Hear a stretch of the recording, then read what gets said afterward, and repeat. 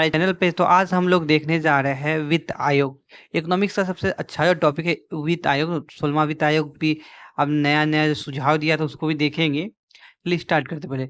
वित्त आयोग ना एक संवैधानिक संस्था है। वित्त आयोग क्या है? संवैधानिक संस्था। जो आर्टिकल 280 में इसका जिक्र है। देखिए घुमा फिरा के ना, अगर आप एडीओ में देखिएगा तो उसमें भी आर्टिकल डायरेक्ट पूछ देता है कि वित्त आयोग आर्टिकल कितना। एडीओ जो इधर तक एग्जाम हुआ था ना तो उसमें यही पूछा था, आर्टिकल से पूछा था। देखिए वित्त आयोग क्या करता है? केंद्र राज्य के मध्य राजकोषीय क्षमता पाए जाने वाले लंबत और क्षैतिज असंतुलन को दूर करता है। देखिए जो वित्त है तो केंद्र के पास वित्त ज्यादा है और जो राज्य के पास है वित्त कम है, तो ये दोनों क्या करता है? संतुलन बैठाने के लिए कि राज्य को भी कुछ उसका पैसा मिले तो राज्य आगे बढ़े। इसी के लिए क्या बनाया जाता है? हर 5 साल पे एक वित्त आयोग बनाते हैं, ठीक है ना। तो यहाँ पे देखिए दो तरह का होता है। लंबत असंतुलन का अर्थ है यहाँ पे कि देखिए केंद्र राजकोषीय शक्ति ज्यादा है, केंद्र के पास पैसा ज्यादा आता है स्टेट से, मतलब राज्य से ज्यादा। क्यों आता है? कारण है संवैधानिक प्रावधान। कारण क्या बताएंगे? संवैधानिक प्रावधान।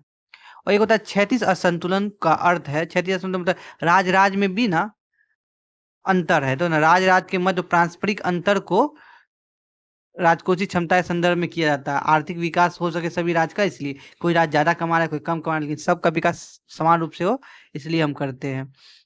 अब देखिए यहाँ पे ना ये क्षैतिज, ये ऊर्ध्वाधर, ये क्षैतिज वाला, ठीक है। अब यहाँ पे देखिए बता देते हैं 15वां वित्त आयोग जो है, 15वां वित्त आयोग के चेयरमैन कौन थे? एन के सिंह थे। याद आप लोग भूलिएगा, याद भूलिएगा मत। जो 15वां वित्त आयोग के अध्यक्ष थे एन के सिंह थे। अब देखिए इसका जो पीरियड था 2020 से 21 से स्टार्ट करके 26 तक था, ठीक। ये जो वित्त आयोग जो 15वें थे वो ने क्या सुझाव दिया? केंद्र ने को यह सुझाव दिया गया कि केंद्रीय करों का कम से कम 41% किसको दे? राज्य को दे। कितना दे? राज्य को दे। अब ये जो आर्टिकल राज्य को देते हैं ना, वो किस आर्टिकल के तहत? आर्टिकल 275 के तहत। याद आर्टिकल 275 के तहत, ठीक है ना। इसको याद रखना आप लोग, आर्टिकल 275 के तहत। ये सब हटा दीजिए, ठीक है ना। आर्टिकल ये याद रखना आप लोगों को। 15वां वित्त आयोग जो है ना, 15वां वित्त आयोग क्या सुझाव दिया था? देखिए 15वां वित्त आयोग जो थे उन्होंने बोला था जनसंख्या को आप दीजिए 15% जनसंख्या दीजिए। मतलब कितना कर बांटना है? 15% जनसंख्या दीजिए। जनसांख्यिकी निष्पादन को दीजिए, कितना अच्छा जनसंख्या को कर रहा है, मैनिपुलेट मतलब संभाल रहे हैं, तो उसको दीजिए 12.5 से। इनकम इनकम डिस्टेंस को दीजिए, मतलब राज्य इनकम आय को जो अंतर है तो उस पर आप दीजिए 45%। एरिया क्षेत्र को दीजिए आप 15%। फिजिकल एंड टैक्स इफर्ट जो था, ये दोनों को आपको कितना देना है? 2% या 2.5%, ठीक है ना।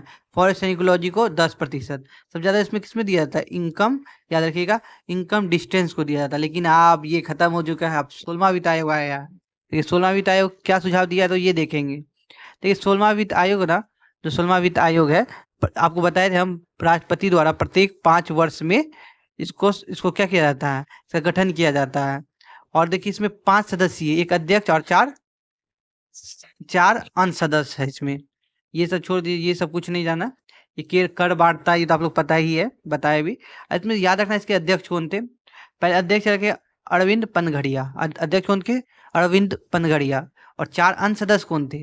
एग्जाम में सबसे ज्यादा क्वेश्चन पूछा जाता है। इसके सदस्य और कौन कौन थे? अरविंद पनघड़िया तो सबको याद है, अरविंद पनघड़िया, डॉक्टर अरविंद पनघड़िया। लेकिन और इनके कौन कौन सदस्य थे? याद रखिए, टी रविशंकर, एनी जॉर्ज मैथ्यू, मनोज पांडे, सौम्य कार्तिक घोष, ठीक है ना, सौम्य कार्तिक घोष, ये सब थे। ये लागू कब से होगा? 1 अप्रैल 2026। आपको लागू भी हो चुका है, अभी मई चल रहा है। 1 अप्रैल 2026 से लेकर 31 मार्च 2031 तक इसका, इसने जो सुझाव दिया उसके साथ चलेगा। देखिए केंद्र और राज्य में बंटवारा ये सब बता दीजिए। जो राज्य जो ना भारत की संचित निधि द्वारा राज्यों को दिए जाने वाला अनुदान आपको पता है, अभी आर्टिकल 275 में बताया गया है। चलिए आगे बढ़ते हैं। आप जो आपको मैं बताने वाला था, अगर आपको मेरा वीडियो अच्छा लगता है तो सब्सक्राइब कीजिए। यहाँ पे तो इसका लाल बटन है, इसको सब्सक्राइब कर दीजिएगा। मैंने बहुत बार दे दिया कि आप लोग सब्सक्राइब करिए, बिना चल जाते हैं। चलिए अब यहाँ पे देखिए कुछ और है। यहाँ पे देखिए, यहाँ पे आप लोग को ध्यान देना है, कुछ परिवर्तन हुआ है। देखिए पहले जो था आय की क्षमता पे कितना देता था?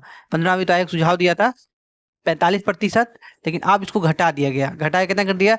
42.5% कर दिया। ये यार ध्यान देना, देखिए तो मैंने इसको पहले ही हाईलाइट कर दिया। 42.5% दे दिया गया है। जनसंख्या को दिया गया था 15%, बढ़ा दिया गया है। जनसंख्या को क्या कर दिया? 17.5% कर दिया गया है। जनसांख्यिकी प्रदर्शन जो होगा कि आप कैसे अपने जनसंख्या को नियंत्रण कर रहे हैं, बढ़ रहा है, ये सब को नियंत्रण कर रहे हैं। पहले था 12.5%, ये 10% कर दिया गया है। ठीक। क्षेत्रफल को पहले था 15%, अब क्या 10% कर दिया गया है। अब देखिए लगभग देखिए सबको यहाँ पे 10 10 10 कर दिया गया है। आपको दो का एग्जाम में आप कितना आसान कर दिया है। पहले आपको 12%, 15, कहीं 2 2.5, आप आपको याद करने के लिए आसान कर दिया। खाली आप दो याद रखना है। एक जनसंख्या वाला याद रखना 17.5%, और एक आय विषमता वाला याद रखना 42.5%। सब है 10 10।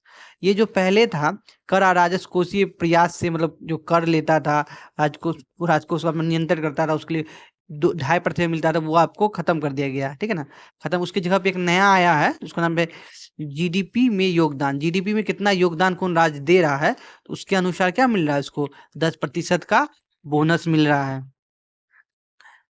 चलिए अब आगे देखते हैं। अब देखिए आप एक ये आपको आपको ये समझ आ गया। आपको एक एक चीज को याद रखना है। आप अब मैं चलूंगा आगे जो जीएसटी है। तो मिलते हैं एक नेक्स्ट वीडियो में। अगर वीडियो कैसा लगा सब्सक्राइब, लाइक और कमेंट कीजिए।